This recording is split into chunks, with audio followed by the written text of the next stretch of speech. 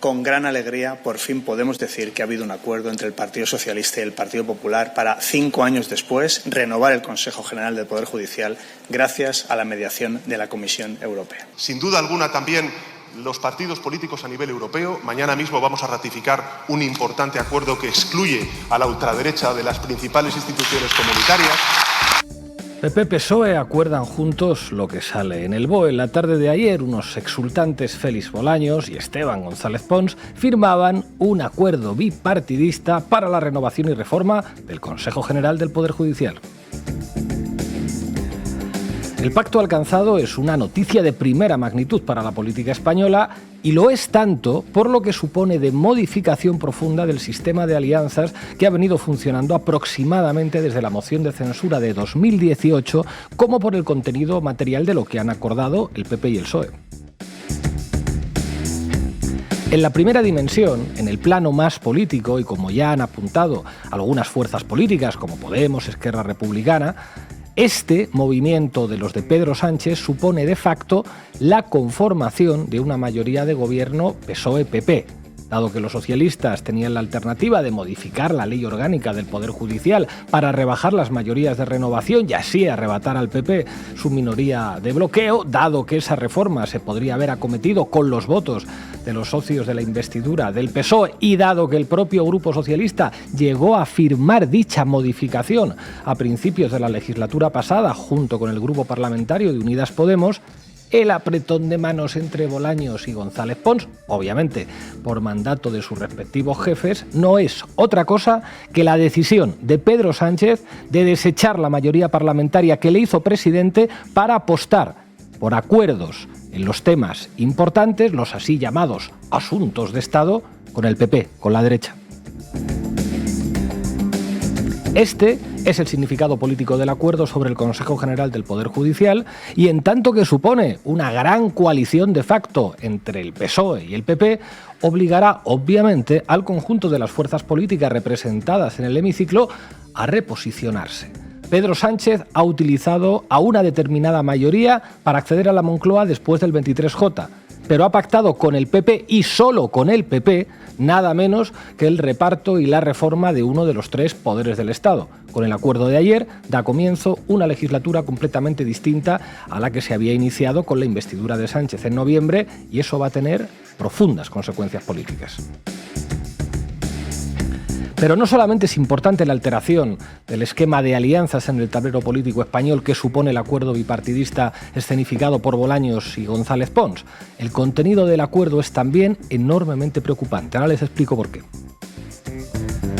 De un lado, el reparto de los nuevos vocales que han acordado PSOE y PP es de 10 para cada uno de ellos. Eso supone cristalizar, al menos durante 5 años, un empate inestable entre el bloque socialista y el bloque popular.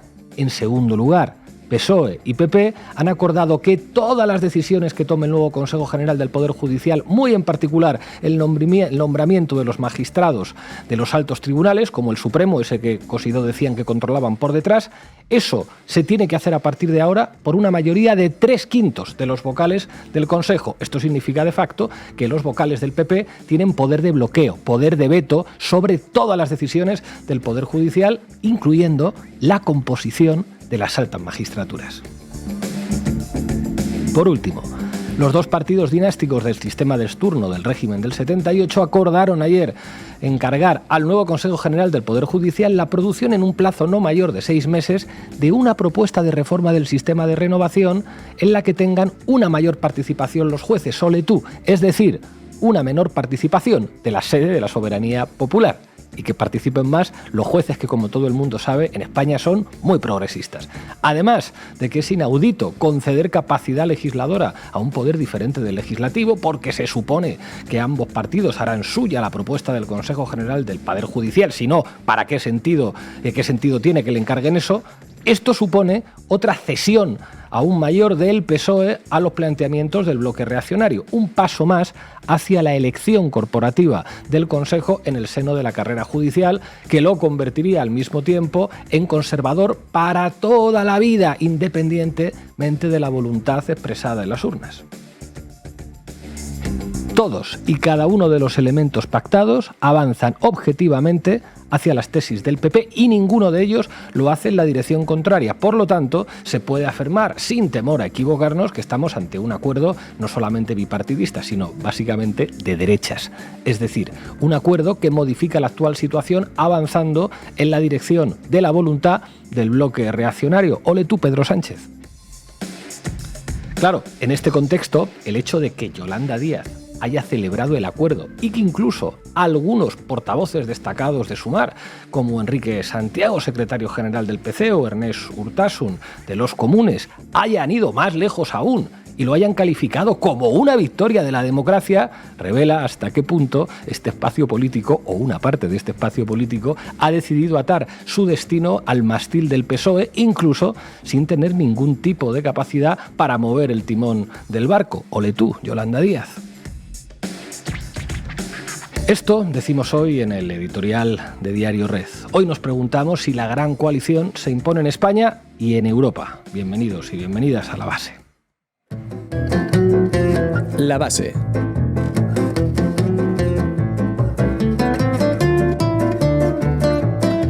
Bueno, hoy en La Base nos falta Manu Levín, que ha estado en Televisión Española repartiendo estopa, pero contamos con Irene Zugasti, que nos trae información fresquita y caliente. Cuéntanos. Bueno, Pablo, pues vamos a ver en qué consiste ese acuerdo, cómo nos lo han contado también y si hay motivos para esa alegría que exuda Bolaños.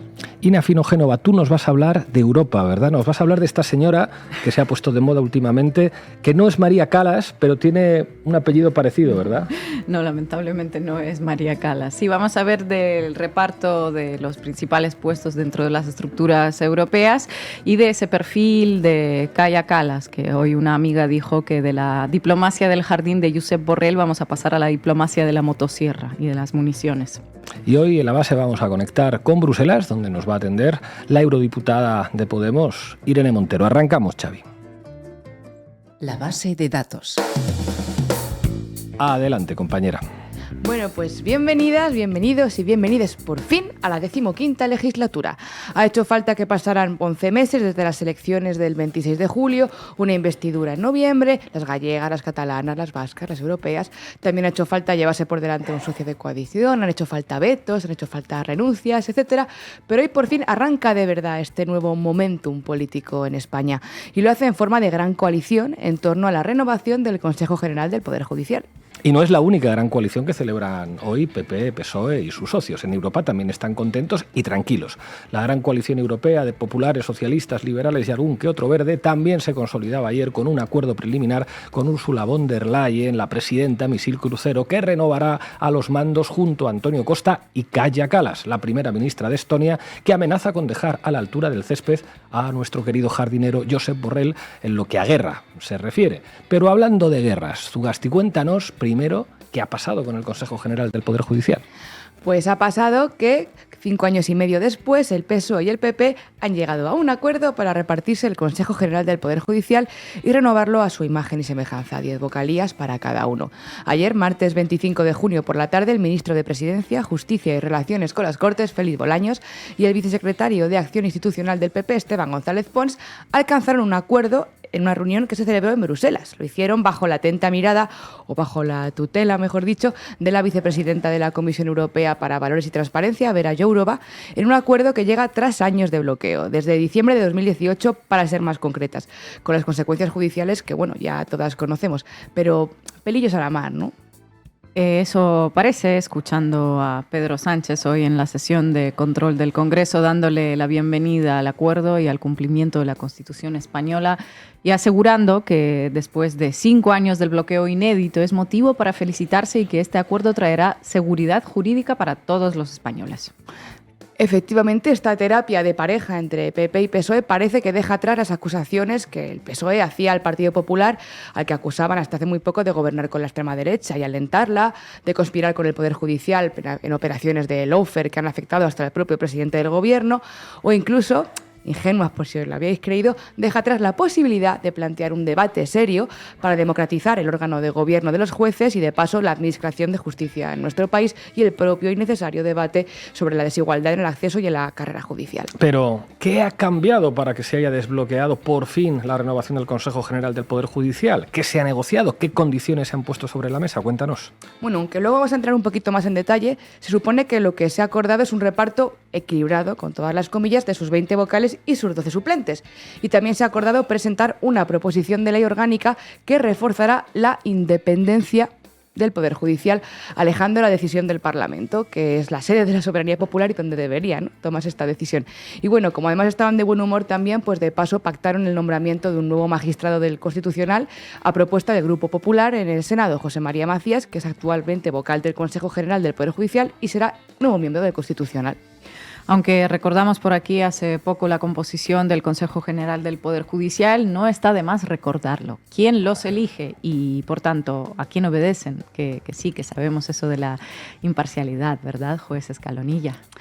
Pues para refrescar el tema, rápidamente recordemos que la composición del órgano de gobierno del Poder Judicial se legislaba de forma muy ambigua en la Constitución. Luego se hizo una ley orgánica en 1980 que distinguía entre 12 vocales de origen judicial que se eligen de entre ellos con un sistema electoral propio, sus avales, sus listas electorales, etc.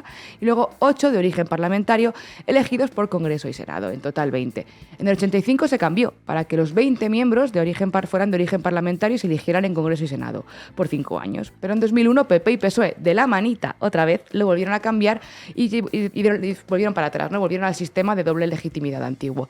En 2013, Mariano Rajoy modificó de nuevo esa ley, aunque mantuvo ese método de elección, pero lo que siempre ha habido son esos 8 juristas de reconocido prestigio y competencia y 15 años de ejercicio, que son un coladero sin filtros para llegar al Consejo General del Poder Judicial, y hasta hoy. Ayer escuchábamos a un exultante, Félix Bolaños, decir que es un gran día para nuestra democracia, es un gran día para nuestro Estado de Derecho, es un gran día para la justicia en España porque se recupera la normalidad institucional en un poder como es el judicial. Pero en Génova, Zugasti, ¿están contentos también? Sospecho que sí, ¿no? Bueno, en Génova están muy satisfechos. De hecho, escuchemos a González Pons.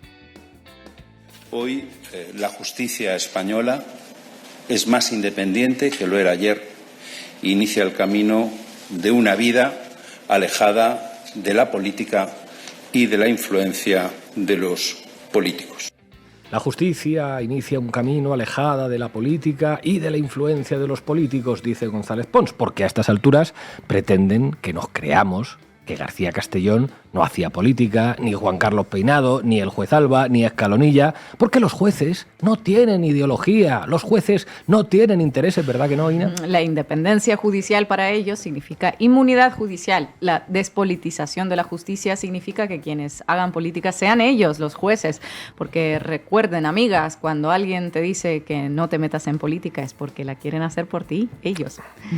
Con razón están contentos en Génova, al menos hacia afuera. No hay nada más que ver la ovación cerrada con la que se ha recibido hoy a Feijóo al llegar esta mañana al Congreso de los Diputados, o las declaraciones de José María Aznar a través de FAES, que celebraba el acuerdo. Ya sabéis, él lo dejó dicho, el que pueda hacer, que haga. Se podría haber modificado, como decía Pablo en el editorial, la ley orgánica del Poder Judicial para rebajar las mayorías de renovación y así arrebatar al PP su minoría de bloqueo. Recordemos que esa modificación se acordó a principios de la legislatura pasada con Unidas Podemos y de paso pues tener un Consejo General del Poder Judicial que representara de verdad la voluntad popular del Congreso. Pero con este acuerdo, bueno, pues el PSOE despeja cualquier posibilidad de hacerlo y queda todo atado y bien atado, como tiene que ser. Así se blinda el cierre bipartidista de la crisis de régimen y se deja claro el papel subalterno que el PSOE reserva para sus socios. Y es que además parece que este acuerdo es ya la puerta a otros muchos, ¿verdad, Ugas? De hecho, fuentes de Moncloa decían hoy al Periódico de España que esperaban poner el foco en otras reformas que solo sacarán adelante si es con el consenso del Partido Popular, como por ejemplo la reforma de la Ley de Extranjería o las renovaciones pendientes de otros organismos. Por ejemplo, se trataría de recabar el apoyo del PP para modificar legalmente el reparto de migrantes menores de edad en las comunidades autónomas. O se trataría también, por ejemplo, de la renovación del Banco de España, de la Comisión Nacional del Mercado de Valores o del Consejo de Radio y Televisión Española, nada menos. ¿Y los socios de investidura de Pedro Sánchez qué dicen? Esa mayoría que le permitió acceder a la Moncloa, que se solidarizó con él, que le canta eso de Pedro, quédate, ¿esos qué dicen? Pues se han quedado, sí, ellos sí que se han quedado, pero compuestos y sin vocales. Recordemos que son 10 y 10 vocales, ¿no? Uno es para el PP y otro para el PSOE, lo que en la práctica lo convierte en un acuerdo conservador, que además desprecia a estas minorías políticas que podrían haber estado representadas, ¿no?, en ese Consejo. Pero parece que la consigna ha sido clara, que ha sido activar también el mensaje de bienvenidas todos a la democracia y contagiar el entusiasmo de Bolaños, celebrando el acuerdo pues como si fuera la toma de la Bastilla. Ernest Urtasun hablaba de una gran noticia para la democracia. También lo hacía Enrique Santiago, y Yolanda Díaz ha afirmado que mejoraría la vida de los y las justiciables, que debemos ser nosotros. Un día apoyas una reforma para rebajar las mayorías parlamentarias y nombrar vocales, y otro le agarras la mano fuerte al PSOE, pues si te la suelta otra vez. En el otro lado de las reacciones, Gabriel Rufián tuiteaba la imagen del apretón de manos diciendo: abril de 2024, Pedro Sánchez anuncia un punto y aparte contra la desinformación y la guerra judicial. El punto y aparte era esto. Desde Podemos era esto, y desde Podemos Yone Belarra advertía también ayer que este acuerdo supone una ruptura del bloque de investidura, y H. Bildu avisaba también de que puede perpetuar la politización de la justicia precisamente, y que existe el riesgo de que en un futuro se vuelvan a producir situaciones de bloqueo por parte de la derecha. Pero que tu bloque de investidura no te amargue la fiesta de la democracia, aunque no les invites. La alegría contagiosa le ha llegado a todas partes, desde El País a Eduardo Inda. Hasta el diario.es celebraba los perfiles de los vocales progresistas, aunque se olvidaba de algunos detalles sobre los conservadores. Por ejemplo, que Gemma Espinosa es la mujer de Pablo Llarena, el juez instructor del proceso. Por ejemplo, otros nombres, como Alejandra Abascal, que ha ejercido como juez de apoyo en el juzgado de Manuel García Castellón, en la Audiencia Nacional, o como García Panasco, el fiscal que promovió la investigación contra la jueza Victoria Rosell durante la campaña electoral, vulnerando su derecho a presentarse, como sentenció posteriormente el Tribunal Supremo. Por cierto, que son 12 hombres y 8 mujeres, ya que había paridad en todo, ¿no? 10 para el PP, 10 para el PSOE, pues también podía haberlo aquí, pero ni siquiera para eso se han esforzado mucho. Me estoy acordando del programa que hicimos hace no tanto sobre esto, en el mes de mayo, cuando Vicente Guilarte, presidente en funciones del órgano en cuestión, dijo: no vamos a dimitir salvo jubilación o fallecimiento. Ay, Vicente, puedes morirte tranquilo ya. Con este nuevo acuerdo y conociendo el corporativismo de la judicatura, que no es que lo digamos nosotras, que lo dice, por ejemplo, pues la propia Asociación de Jueces y Juezas para la Democracia, este acuerdo debe parecerle, pues eso, muy bien a Guilarte. PSOE y PP han acordado que todas las decisiones que tome el nuevo Consejo General del Poder Judicial, y muy en particular, como comentábamos, el nombramiento de los magistrados de los altos tribunales, como el Supremo, tengan que hacerse por mayoría de 3/5. Vamos, que le han dado al PP un gran poder de bloqueo sobre todas las decisiones del Poder Judicial. Un plan sin fisuras, la entrega del gobierno de los jueces a quienes no supieron reconocer tu voluntad como legislador respecto de múltiples leyes en la legislatura pasada. En fin, que el sistema judicial no es un poder independiente, como se viene demostrando en la práctica política de nuestro Estado desde hace décadas, pero que con tanta alegría, laraca, regocijo, alboroto del PSOE y de sus muletas, pues parece que quieren que se nos olvide. Pero la máquina del fango, de Humberto Eco, que tanto le gusta citar a Pedro Sánchez, sigue a pleno rendimiento. Y por el camino el fango pues ha ido tragando unos cuantos que todavía creen que el PSOE les va a tirar una cuerda que les salve de la arena movediza. Atrás quedan aquellos 5 días de reflexión del presidente del gobierno, el lawfare, la agitación contra la extrema derecha, y sobre todo atrás quedarán las políticas que podían democratizar este país y mejorar la vida de la gente. De hecho, quién sabe, compañeros, si veremos unos presupuestos generales del Estado aprobados por esta gran coalición pronto. Desde luego, Pedro Sánchez ha reescrito el poema aquel de Niemöller. Cuando vinieron a buscarme, le renové el Consejo General del Poder Judicial para volver a dormir tranquilo. Gracias, compañera. Weeks ago, I made the proposal on the European level to do this, use this same mechanism as we did with the vaccines, that we provide the funds and the European Commission will directly procure the ammunition so that the defense industry could also boost their production. Qué contenta está, ¿verdad? La producción. Un mecanismo para las municiones. ¿Por qué no? ¿Verdad? Vamos. Chao. ¿Para qué me invitan? El análisis internacional de Ina Afino Génova. Bueno, la Unión Europea ya tiene definido quién liderará sus instituciones y dirigirá su política comunitaria interior y exterior durante los próximos 5 años. Los negociadores de los populares, socialistas y liberales cerraron ayer un principio de acuerdo para repartirse los cargos más altos del bloque. No tuvieron que contar con la extrema derecha para disgusto de Meloni. Pese al avance de los partidos ultras en las recientes elecciones, a los conservadores europeos al final les salen las cuentas con los de siempre, aunque von der Leyen ya avisó de que no había problemas con pactar con los ultras buenos, por así decirlo. Es decir, los que aceptan las políticas otanistas sin rechistar. Entre el jueves y el viernes, los líderes de los 27 países de la Unión Europea tendrán que ratificar este acuerdo en el Consejo Europeo y en principio pues no parece que vaya a haber ninguna sorpresa, ¿verdad? En los puestos clave, principalmente mujeres, algo que podría interpretarse como una muy buena noticia, pero desde la dama de hierro Margaret Thatcher sabemos que esto no es necesariamente garantía de nada.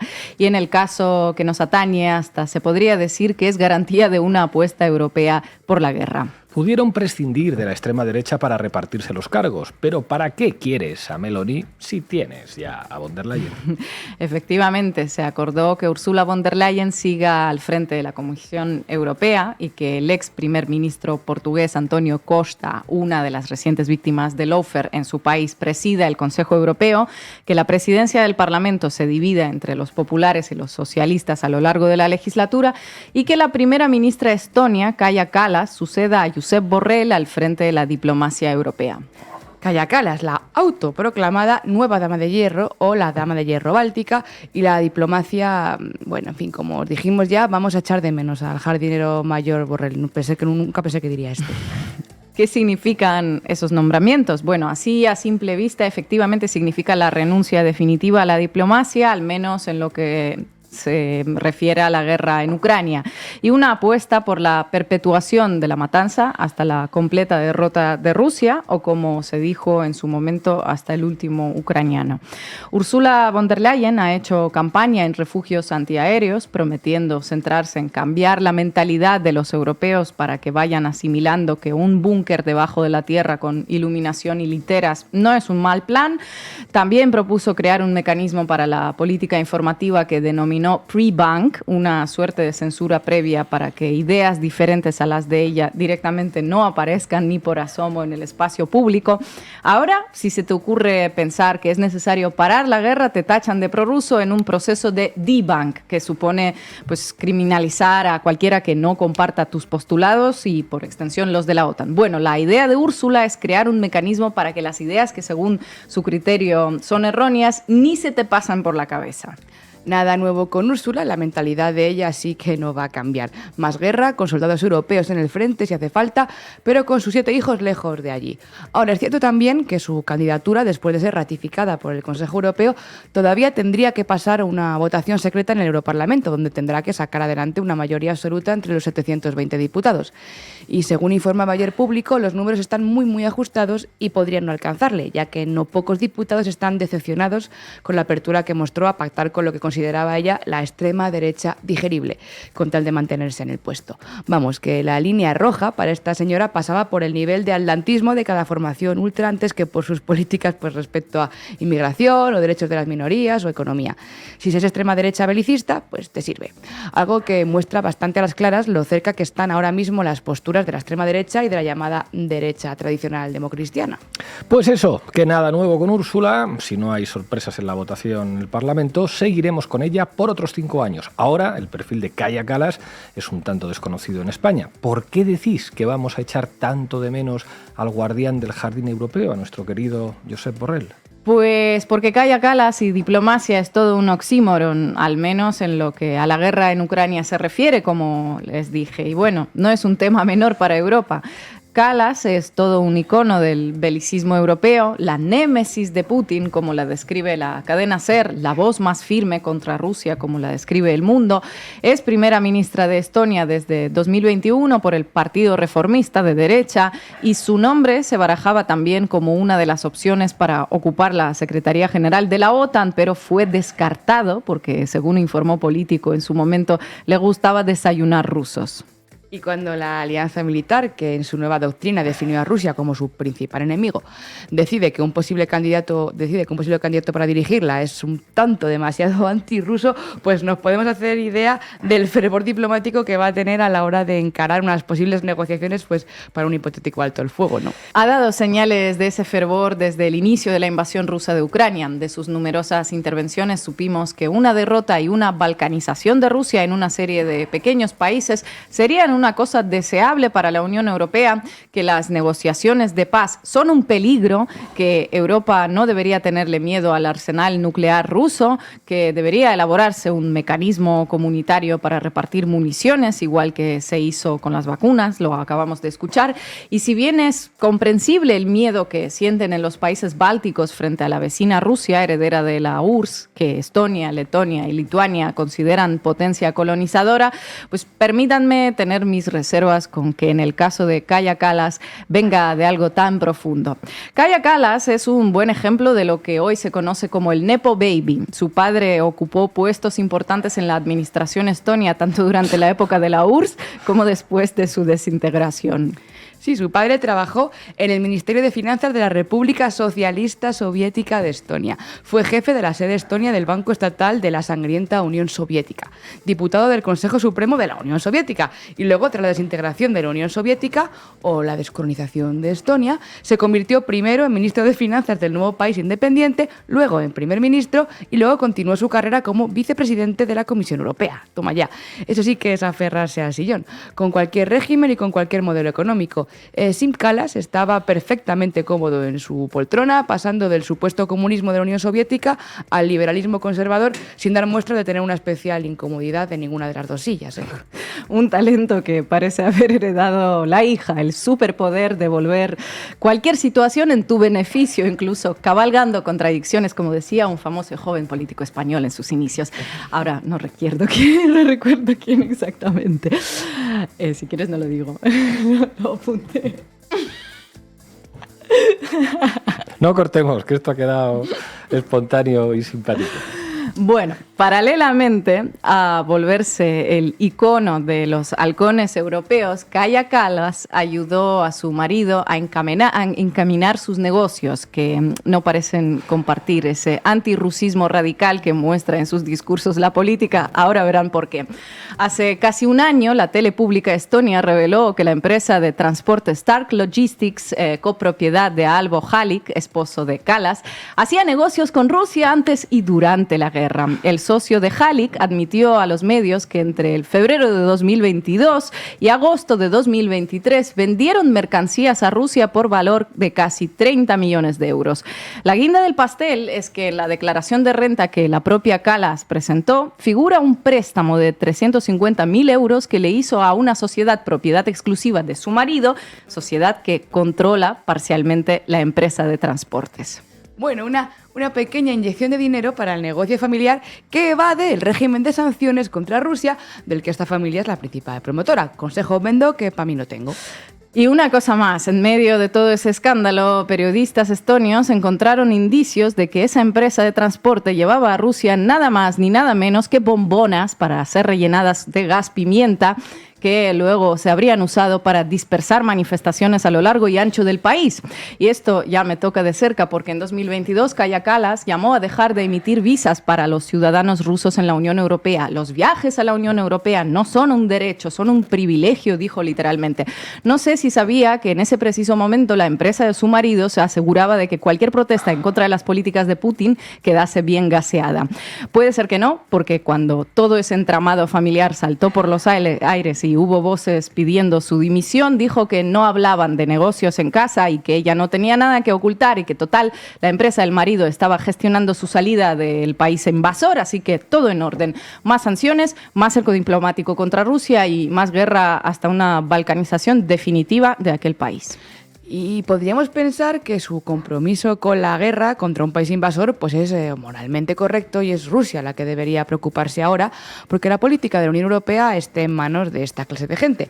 Pero a mí me parece un peligro para Europa que alguien que llama literalmente a perderle miedo a las ojivas nucleares y seguir escalando el conflicto, esté dirigiendo la política exterior y la diplomacia.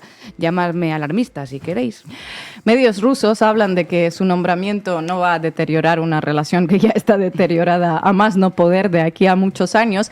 Lo que resulta bastante claro es que con esta designación la Unión Europea asume que en los próximos años no habrá ningún tipo de negociación con Rusia. Pero bueno, podrán decirme que es posible que no sea precisamente una pacifista, que eso no está de moda hoy en día, algo que es obvio, pero quizá ha sido una excelente política que ha llevado a su país a cotas de prosperidad desconocidas atendiendo al pasado comunista de su familia. Pues lo cierto es que más bien tampoco. Estonia es uno de los países más desiguales de la zona euro. Los datos del Banco Central del país muestran que un 5% de la población posee un 48% de la riqueza del mismo, mientras que la otra mitad se reparte entre el 95% restante de la población. Qué cenizas sois. Pero bueno, quizá las políticas neoliberales de han hecho que mejoren los datos macroeconómicos, ¿no? Para eso sirve el neoliberalismo. Pues otra vez no. El primer trimestre del año la economía se contrajo nada menos que un 2,1% con respecto a los 12 meses anteriores. Oye, pero quizás su administración ha servido para mejorar la situación de las estonias, ¿no? De las mujeres en el país. Pues tampoco. La brecha salarial entre hombres y mujeres es la segunda más alta de la Unión Europea, situándose en un 21% en lo referente al salario medio por hora en el 2023. Eso sí, hay que reconocerle el mérito de haber logrado en el 2023 una impresionante reducción del 0,3% en el porcentaje de población en riesgo de pobreza, que pasó del 22,8% en 2022 al 22,5% del pasado año.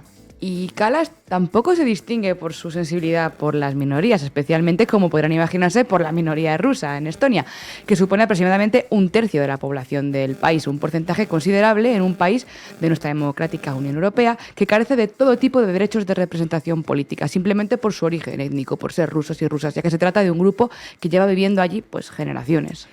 En fin, que probablemente tendremos a una nueva responsable de la diplomacia europea cuyo único mérito para llegar a ese cargo parece haber sido su más que reconocido desprecio por los rusos, y no solo por Putin, tal y como suele demostrar cada vez que abre la boca, y su oposición frontal a negociar ningún tipo de acuerdo con el país vecino. Pues sí, parece que es posible que lleguemos a echar de menos al bueno de Josep Borrell en lo referente al belicismo impulsado por las autoridades comunitarias, y no hay ningún dato que nos lleve a pensar que se van a dar pasos en la dirección de concluir esta maldita guerra. Que sí, que todos sabemos que es una guerra criminal y todas sabemos quién inició la invasión. Lo que estaría bien también es que nos propusieran alguna vía para terminar y dejar de prolongar esta matanza. Nuestra amiga Kaja Kallas, si no hubiera desaparecido la Unión Soviética, tal vez podría haber sido secretaria general del Komsomol, las Juventudes Comunistas de la Unión Soviética, y ha terminado como responsable de la belicista política exterior de la Unión Europea. Les cuento un secreto, he conocido secretarios generales de las Juventudes Comunistas que, como esto siga así, van a acabar como Kaja Kallas. Gracias, compañera. Nos centramos mucho en las mayorías, pero realmente el problema, el incentivo perverso que tiene el Partido Popular para continuar bloqueando la renovación del Consejo General del Poder Judicial es la facultad que tiene esa institución de nombrar a los magistrados que posteriormente van al Supremo o a los tribunales superiores de justicia. Por tanto, yo creo que, viendo lo que pasa en otras partes de Europa, lo que sí que podríamos es revisar esa facultad y hacerla, por supuesto, mucho más objetiva, mucho más transparente y, evidentemente, no politizada, como por desgracia ahora mismo está en manos del Partido Popular. Hombre blanco, hablar con lengua de serpiente, que decía Javier Crae. Bueno, hoy nos acompaña en la base la secretaria política de Podemos, Irene Montero. Irene Montero, bienvenida a la base. Gracias por atender a Canal Red. ¿Qué tal? Buenas tardes. Ha dicho, eurodiputada, que el pacto de PP y PSOE es de facto el inicio de una nueva legislatura. ¿Qué ha querido decir? Sí, pues justo esto, que el Partido Socialista acaba de reiniciar la legislatura, de iniciar una nueva legislatura porque ha cambiado su socio de gobierno. Antes era la mayoría plurinacional y democrática y a partir de ahora empieza una nueva legislatura de gran coalición en el que el principal socio del Partido Socialista en el gobierno es el Partido Popular. Además es que ha coincidido que el mismo día han hecho esta misma gran coalición, Partido Socialista y Partido Popular, en España, pactando la renovación del Consejo General del Poder Judicial, y también en Europa, pactando las principales responsabilidades para reforzar el consenso de la guerra, ¿no? Estabais hablando de Kaja Kallas, que no se puede ser más belicista, la han puesto al frente de la diplomacia europea junto a von der Leyen, que ha hecho campaña en un refugio, en un búnker, ¿no? En un refugio antiaéreo. Y lo que están haciendo es una gran coalición de la guerra, igual que en el 2011, con Zapatero al frente del gobierno, otro secretario general del Partido Socialista, hicieron una gran coalición para aplicar las políticas de austeridad. Cuando vienen tiempos difíciles, Partido Socialista y Partido Popular pactan para hacer políticas que blinden a las élites y sus privilegios, y eso a costa de que puedan dejar desprotegidas a las grandes mayorías sociales. En 2011 lo hizo Zapatero pactando el 135 con el Partido Popular en una gran coalición de austeridad, y ahora pensábamos que habrían aprendido la lección, pero ahora hacen una gran coalición de guerra y justo el mismo día pactan en Europa toda la arquitectura institucional europea para ir a la guerra, para reforzar el consenso de guerra y el consenso belicista, y en España pactan el Consejo General del Poder Judicial y otros muchos organismos de Estado, porque, como bien ha dicho el Partido Socialista, este es el principio de otros muchos acuerdos para Radio Televisión Española, también para la Comisión Nacional del Mercado y la Competencia, para todos los organismos de Estado. Pues si tú las cosas importantes las pactas en gran coalición, tu socio es el Partido Popular y no la mayoría democrática, que es con quien podría haber renovado el Consejo General del Poder Judicial, precisamente para hacer frente a esa guerra sucia judicial de la que tanto se ha quejado el presidente cuando le ha empezado a golpear. Yo creo que ese es un elemento importante. Ni uno solo de los responsables del lawfare, de la guerra sucia judicial, van a asumir sus responsabilidades con este pacto. El punto y aparte significaba rendirse ante los responsables de la guerra sucia judicial y pactar con el PP. Ni uno va a asumir sus responsabilidades por la guerra sucia judicial contra Podemos, contra los partidos independentistas o contra el propio presidente. Al contrario, esto es un premio a la impunidad de la guerra sucia y un premio a querer mandar sin presentarte a las elecciones. Pues es un inicio de una gran coalición y obviamente esto, porque es muy dañino para la gente y porque va a impedir los avances sociales, nosotras nos vamos a oponer con rotundidad a esa gran coalición y vamos a esforzarnos por construir una izquierda que permita construir paz y derechos. Buenas tardes, diputada. Un placer tenerte aquí en La Base. Pues incidiendo en esta gran coalición y con este acuerdo para la renovación del Consejo General del Poder Judicial ya consumado, quería preguntarte, ¿qué opinión tienes ahora, viendo los hechos, del veto que se aplicó en su día a la jueza Victoria Rosell para que pudiera formar parte del Consejo? Bueno, Vicky es una de las mejores magistradas y de las mejores juristas que tiene este país, y además es una jurista defensora de los derechos humanos, feminista y superviviente del lawfare. Yo quiero recordar que contra Victoria Rosell, por sacar un resultado electoral espectacular presentándose como independiente junto a Podemos en las elecciones generales, le montaron un caso judicial falso un exministro del Partido Popular, el exministro Soria, un empresario canario y un juez corrupto, el juez Alba. Y Vicky Rosell tuvo que dimitir por ello. Se llenaron horas y horas de portadas y de tertulias poniendo en duda su credibilidad y su buen hacer como jueza, y ella consiguió demostrar con unas grabaciones que eso había sido un procedimiento judicial corrupto y ha conseguido meter a un juez corrupto en la cárcel. Bueno, pues el castigo por ser una superviviente del lawfare, por demostrar que hay quien quiere mandar sin presentarse a las elecciones y también por hacer políticas feministas, porque Vicky es una de las principales autoras y defensoras de la ley solo sí es sí, del derecho a la libertad sexual de las mujeres, se la castiga. Lo impresionante no es solo que el Partido Popular la vete, claro, si Soria es de los suyos, eso ya nos lo imaginábamos. Lo impresionante es que también la vetaran desde hace mucho tiempo tanto el Partido Socialista como Yolanda Díaz. Eso es para mí lo más doloroso, porque no se puede castigar a quien se pone en primera línea para asumir las transformaciones y los procedimientos de democratización que España necesita. Por eso, bueno, nosotras, ya lo sabéis, siempre vamos a reconocer el trabajo de Vicky. Creemos que realmente una renovación hubiese pasado por reconocer a esas personas que están poniendo literalmente su vida para que haya más democracia en España y para que los que quieren mandar sin presentarse a las elecciones no lo hagan, pero desgraciadamente ese veto ha sido posible porque en realidad el Partido Socialista y el Partido Popular lo quieren tener todo atado y bien atado. No quieren que en el órgano de poder de los jueces exista alguien que pueda decir esta boca es mía, ¿no? Quieren todo atado y bien atado, y precisamente por eso también no ha sido posible renovar el Consejo hasta ahora. La responsabilidad de no renovar el Consejo ha sido en estos 6 años del Partido Popular, que lo tenía secuestrado, y del Partido Socialista, que nunca ha decidido lo que había que haber hecho, que era renovar el Consejo con la mayoría democrática progresista que tenemos desde hace varias legislaturas. Han esperado a echar a Podemos del gobierno para después, cuando no tienen a nadie que les evite poder pactar con el PP, para renovar con el Partido Popular en un pacto bipartidista de gran coalición, que es lo que siempre quisieron. Ina.